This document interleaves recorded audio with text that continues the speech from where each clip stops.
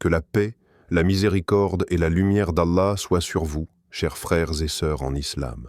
Qu'Allah illumine vos foyers, purifie vos cœurs et vous accorde une foi aussi douce que la fraîcheur du Zamzam, cette eau bénie qui vient du cœur de la maison sacrée. Aujourd'hui, je te pose une question simple mais puissante. As-tu déjà ressenti que ton âme cherche quelque chose de plus profond que cette vie matérielle? Pourquoi certains objets, certaines bénédictions données par Allah semblent porter en eux une responsabilité? Et pourquoi parfois ce qui devrait être un bienfait devient une épreuve? Dans cette vidéo, nous allons parler d'un sujet très spécial, l'eau de Zamzam. Tu vas découvrir pourquoi cette eau sacrée est une miséricorde, mais peut aussi devenir dangereuse si elle est mal utilisée, négligée ou manquée de respect. Tu vas apprendre comment les savants, dont Dr Zakir Naik, expliquent son importance, sa puissance et les règles qui l'entourent. Allah dit dans le Coran, « Et celle qui sera reconnaissante n'aura de la gratitude que pour elle-même » Sourate Luqman 12. Alors ouvre ton cœur, accroche-toi et laisse la lumière d'Allah te guider. N'oublie pas de t'abonner à l'Islam Connect, liker, commenter et partager cette vidéo. Ce geste simple pourrait guider un cœur. Cette vidéo n'est pas un hasard. C'est une lumière qu'Allah a envoyée jusqu'à toi. Une mission divine qui te transforme. 1. Zamzam. Une eau pas comme les autres. L'eau Zamzam n'est pas une eau comme toutes les autres. Elle n'est pas née d'un nuage, d'une rivière ou d'une pluie. Elle est née d'un miracle, d'un décret divin, d'une histoire écrite directement par Allah pour montrer sa puissance, sa tendresse et sa proximité envers ses serviteurs. Elle jaillit pour sauver une femme et son enfant, mais son message dépasse le désert, dépasse le temps, dépasse même la matière. Chaque gorgée que tu bois est un rappel que ce monde visible cache des sources invisibles, des miracles qui coulent encore aujourd'hui pour ceux qui savent voir avec le cœur. Imagine la scène. Hajar, seul dans le désert brûlant, son bébé Ismaël pleurant de soif, abandonné par Ibrahim par obéissance à Allah. Une femme, debout au milieu d'un vide immense, sans abri, sans eau, sans secours humains. Elle court entre Safa et Marwa, 7 fois, cherchant une solution que personne ne peut lui offrir.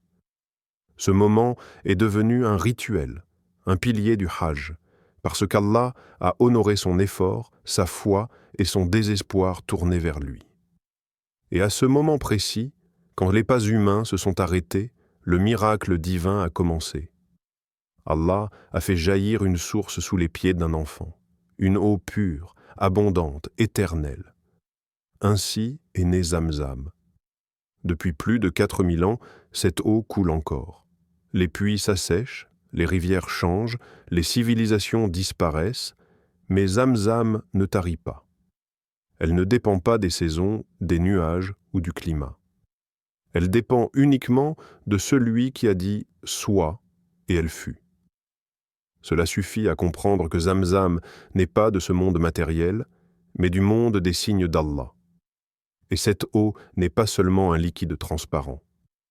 Le prophète, que la paix et le salut d'Allah soient sur lui, a dit « L'eau de Zamzam est pour ce pourquoi elle est bue. » An-Nasa'i. Ce hadith ouvre un océan de signification. Cela veut dire qu'Allah a déposé dans cette eau la capacité de porter une intention. Si tu la bois pour la guérison, elle devient un médicament. Si tu la bois pour augmenter ta foi, elle devient lumière dans ton cœur. Si tu la bois pour la science, Allah ouvre des portes de compréhension. Si tu la bois pour demander pardon ou protection, elle devient un voile spirituel contre les épreuves. Elle devient ce que tu demandes, parce qu'elle est reliée à Allah, celui qui répond aux invocations.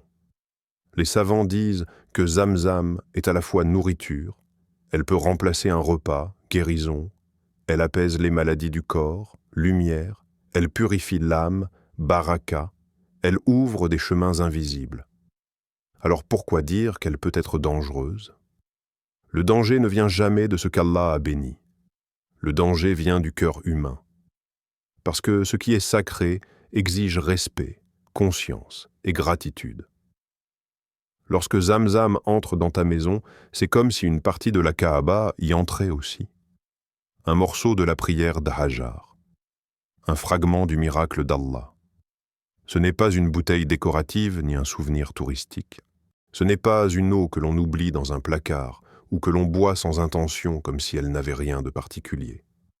Allah ne t'a pas donné Zamzam pour être ignoré. Il te l'a confié.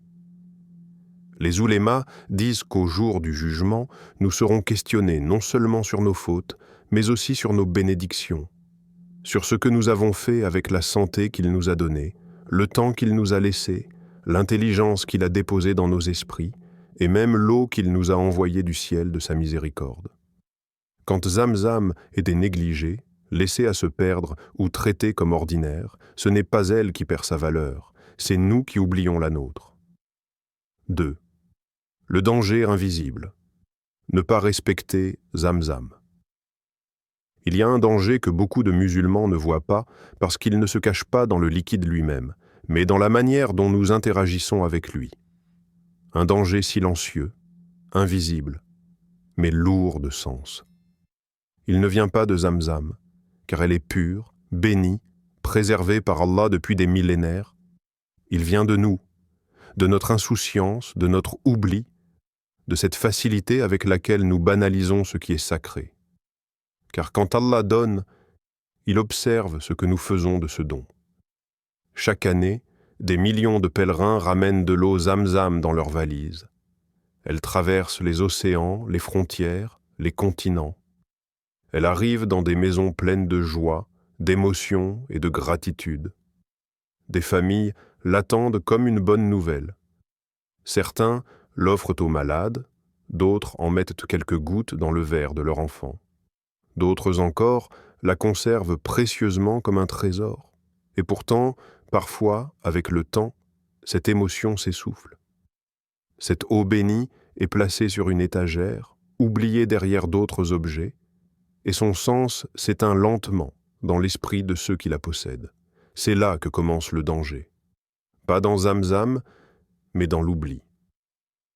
Une bénédiction qui dort devient une responsabilité. Les savants sont unanimes. L'eau sacrée ne doit jamais être jetée dans les toilettes, dans un évier sale, ni dans un endroit impur. Si vraiment on ne peut pas la boire, il faut la verser dans un endroit propre, dans la terre, ou l'utiliser symboliquement pour se purifier. L'eau bénie doit être traitée avec adab, ce respect profond que nous avons envers tout ce qui porte le sceau d'Allah. Dr Zakir Naik l'a rappelé lui aussi. Toute bénédiction peut devenir une épreuve si elle est ignorée. Cette parole ouvre les yeux. Elle nous montre que notre relation avec Allah n'est jamais neutre. Soit nous valorisons ses dons, soit nous les négligeons. Et la négligence, en islam, n'est jamais un acte léger. Elle est une blessure silencieuse faite à notre foi, à notre gratitude, à notre conscience. Imagine qu'Allah te pose la question au jour du jugement. Qu'as-tu fait de mon cadeau? Une bouteille de Zamzam oubliée pourrait devenir une réponse manquée à une bénédiction divine. Non pas parce que Zamzam aurait perdu sa valeur, elle reste miraculeuse, pure, bénie, mais parce qu'à travers elle, Allah t'a confié quelque chose, et tu l'as laissé sans vie. Ce qui est léger dans la main devient lourd devant Allah. Ce qui semble petit dans la vie devient immense dans l'au-delà. Le danger invisible est donc un danger intérieur. Le manque de reconnaissance, l'absence d'intention, la paresse à utiliser ce qu'Allah a offert, la banalisation du sacré. Les compagnons du prophète, que la paix et le salut d'Allah soient sur lui, avaient un adab extraordinaire avec les signes d'Allah. Une goutte de Zamzam était pour eux un honneur.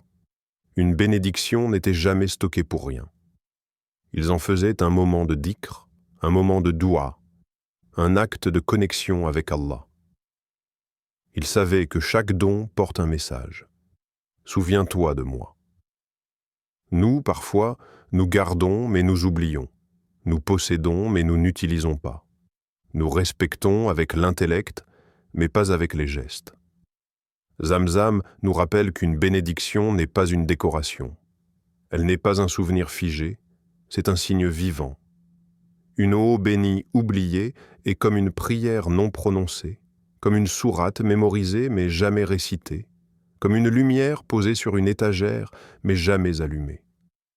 Allah ne nous tient pas rigueur par caprice, mais parce qu'il nous a créés pour cultiver la gratitude et l'usage juste de ses dons. Car l'épreuve la plus subtile, ce n'est pas la souffrance, c'est la bénédiction qui nous est donnée et qui reste inutilisée. 3. Le secret spirituel. L'intention change tout. L'eau Zamzam n'agit pas comme une eau ordinaire. Elle ne se contente pas d'hydrater le corps. Elle dialogue avec le cœur, elle reflète la foi, elle porte le poids de ce que tu espères et la profondeur de ce que tu demandes. Elle est ce miroir invisible posé devant ton âme. Et ce miroir ne montre pas ton visage, mais ton intention. Car dans l'islam, l'intention n'est pas un simple souhait, c'est l'essence de l'acte.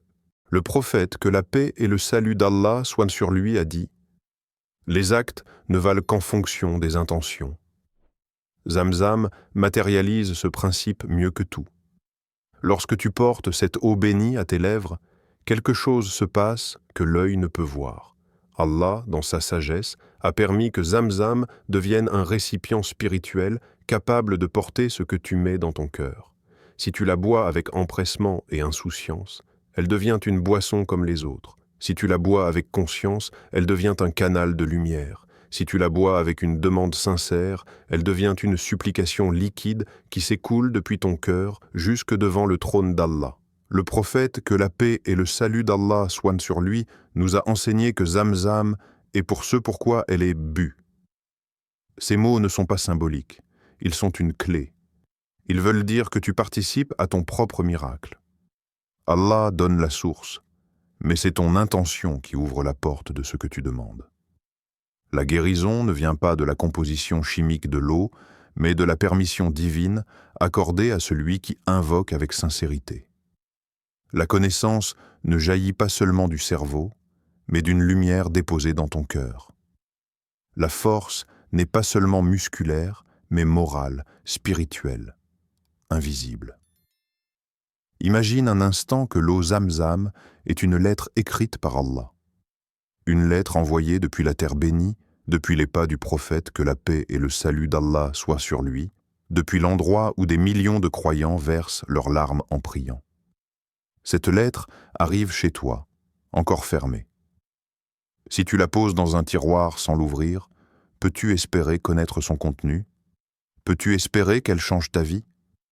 Beaucoup de musulmans gardent Zamzam comme un trésor, mais oublient que le trésor ne révèle sa valeur que lorsqu'il est utilisé. L'eau doit être vécue, non simplement possédée. Les récits des savants et des pieux du passé abondent d'histoires où Zamzam est devenu un tournant dans des vies entières. Certains ont bu Zamzam en demandant une guérison et ont vu des maladies chroniques s'apaiser ou se dissoudre. D'autres l'ont bu en demandant de la science religieuse et sont devenus des savants reconnus. D'autres encore l'ont utilisé pour briser les chaînes du doute, de la peur, de la faiblesse. Ils témoignent tous d'un point commun. Le cœur était ouvert, sincère et plein d'espérance. Car tout commence par une intention simple, mais révolutionnaire.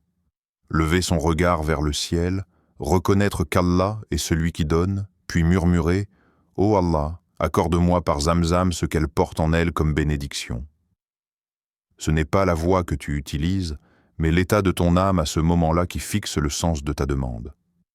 Tu peux boire Zamzam en silence, mais si ton cœur parle, Allah entend. Tu peux en boire une seule gorgée, mais si ton intention est immense, cette gorgée peut devenir une montagne de bienfaits.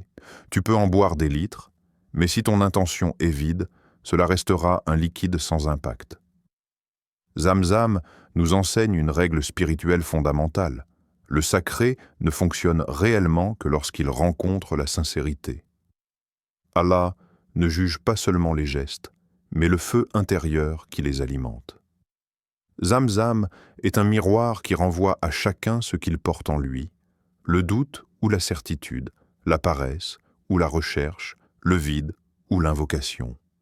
Et c'est là que réside le secret le plus précieux. Ce n'est pas Zamzam qui change ton destin. C'est Allah qui le change en réponse à ton intention sincère, et Zamzam devient seulement la porte par laquelle la bénédiction entre. 4. Utilisez Zamzam comme protection et médicament. Zamzam est bien plus qu'un liquide qui étanche la soif. Elle est comme une armure invisible, une protection offerte par Allah à ceux qui l'invoquent avec espoir. Des millions de musulmans à travers le monde la boivent avec cette conviction profonde. Ce qui vient d'Allah porte une guérison que le monde ne peut pas expliquer. Et en vérité, c'est exactement ce que cette eau représente. Une guérison qui traverse le corps, purifie le cœur et apaise l'âme.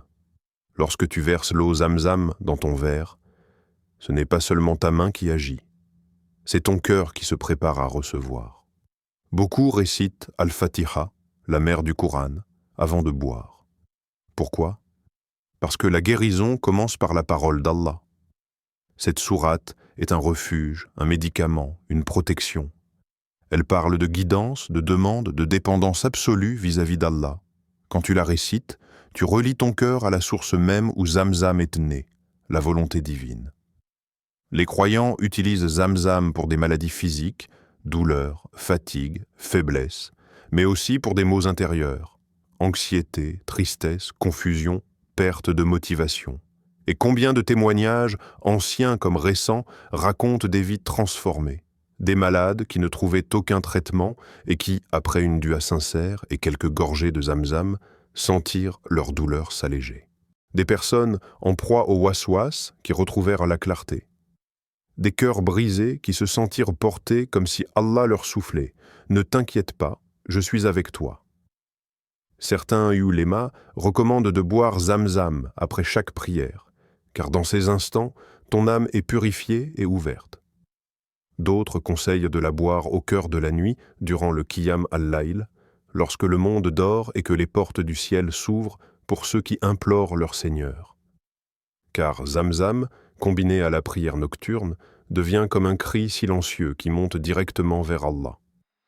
Mais ce rappel est essentiel. Zamzam n'est pas un remède magique qui remplace ta relation avec Allah.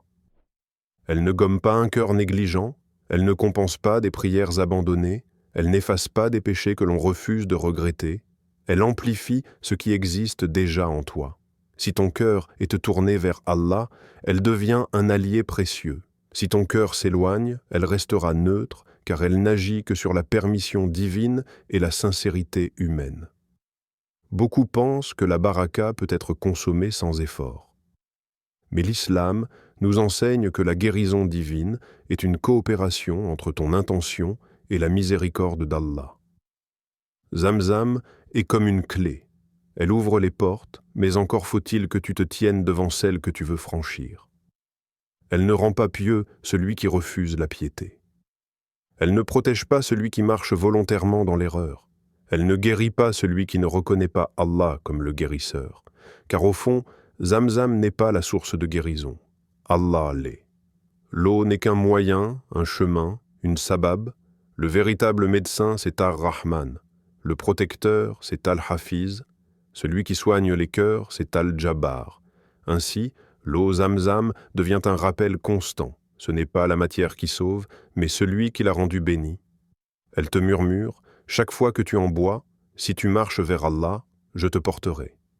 Si tu recules, je n'avancerai pas seul. Si tu pleures, je recueillerai tes prières. Si tu ne fais rien, je ne bougerai pas pour toi. Elle est un trésor pour les mains qui cherchent et un simple liquide pour celles qui ne veulent pas avancer. Mais dès que tu la combines avec la prière, l'invocation, la patience et la confiance, elle devient comme une lumière qui circule dans ton être et te rappelle « Allah guérit, et je ne suis qu'un chemin vers lui ». 5. Honorer Zamzam chez toi, un acte d'adoration. Garder de l'eau de Zamzam chez soi est une faveur qu'Allah accorde à certains serviteurs. Ce n'est pas seulement une bouteille venue d'un autre pays. C'est un dépôt sacré, une trace de la terre bénie où Ibrahim, Hajar et Ismaël ont marché. C'est un cadeau venu directement du cœur de la Mecque. Chaque goutte porte l'histoire d'une mère désespérée, courant entre Safa et Marwa, pleine de confiance dans le Seigneur des mondes. Celui qui possède Zamzam possède un signe de la miséricorde divine, même s'il n'en comprend pas encore la profondeur. Mais ce trésor n'est pas fait pour être oublié. Trop de personnes la posent sur une étagère, la gardent pendant des années comme un souvenir, ou l'exposent comme un trophée devant leur invité. Pourtant, l'eau de Zamzam n'a jamais été destinée à être vue, mais à être utilisée. Elle n'a pas été créée comme un symbole figé, mais comme un remède vivant, un soutien pour l'âme, une réponse du ciel au cœur qui demande. La vraie façon de l'honorer, c'est de l'intégrer dans ta vie spirituelle. Le prophète, que la paix et le salut d'Allah soient sur lui, buvait Zamzam régulièrement, en prononçant le nom d'Allah avec humilité et une intention claire. Chaque fois qu'il en buvait, c'était avec l'espoir, la certitude et la gratitude. Si tu veux suivre sa voie, bois-la comme lui, pas comme une habitude, mais comme un acte d'adoration. Dis « Bismillah », formule une demande précise, puis savoure-la lentement avec ton cœur avant ta langue. Ressens qu'elle vient d'un miracle toujours vivant. Et si Allah t'a donné plus qu'il ne t'en faut, alors partage-la. Donner une gorgée de Zamzam, c'est partager la bénédiction de la Mecque. C'est offrir un morceau de la Kaaba, une part de l'invocation de Hajar, un détour spirituel aux montagnes du Hijaz.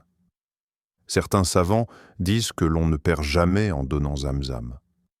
La récompense se multiplie, la baraka se renforce, et Allah met sa main dans les gestes généreux.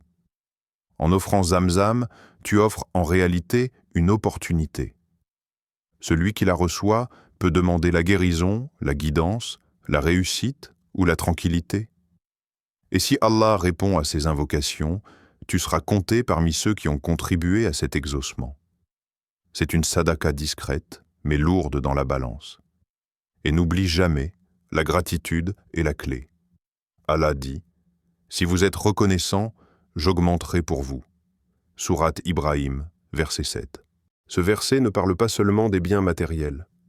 Il parle de tout, ta foi, ta certitude, ta patience, ta lumière et même tes provisions spirituelles. Plus tu reconnais la valeur de ce qu'Allah t'a confié, plus il t'en donnera, dans ce monde et dans l'au-delà. Zamzam ne doit donc pas devenir un objet figé, pas un souvenir poussiéreux qui dort dans un placard, pas un symbole que l'on admire sans le vivre. C'est un bienfait à consommer, à utiliser, à partager, avec respect, avec conscience et avec amour pour Allah. Alors ouvre cette bouteille, fais une doua, bois une gorgée, et rappelle-toi que tu tiens entre tes mains une eau qui ne s'est jamais tarie depuis des milliers d'années, un signe continu que la miséricorde d'Allah ne s'assèche jamais pour celui qui marche vers lui. Que Zamzam devienne dans ta maison lumière, guérison et rappel, et non silence et oubli. Chers frères et sœurs, nous arrivons à la fin de cette réflexion, mais le voyage ne fait que commencer. Tu as compris maintenant que l'eau Zamzam n'est pas une eau comme les autres. C'est un cadeau céleste, une trace vivante de la miséricorde d'Allah, un miracle qui coule depuis l'époque d'Ibrahim, d'Hajar et d'Ismaël. Elle porte en elle des bénédictions éternelles, mais c'est ta manière de la recevoir qui détermine ce qu'elle apporte à ton âme. Le danger n'est jamais dans Zamzam. Le danger est de banaliser le sacré, de posséder une bénédiction sans gratitude, de laisser Allah te donner sans répondre par l'usage, l'invocation et le respect. Zamzam nous enseigne une règle spirituelle immense. Tout don d'Allah est aussi une responsabilité, qu'il s'agisse de la santé, du temps, de l'argent, de la foi ou d'une simple bouteille d'eau bénie. Alors si tu as Zamzam chez toi, ouvre ton cœur, prononce ton intention, bois une gorgée, fais une doua et laisse Allah t'élever. Avant de partir, abonne-toi à l'Islam Connect, partage cette lumière autour de toi, commente avec foi et amour, tu ne sais pas quelle âme tu pourrais toucher.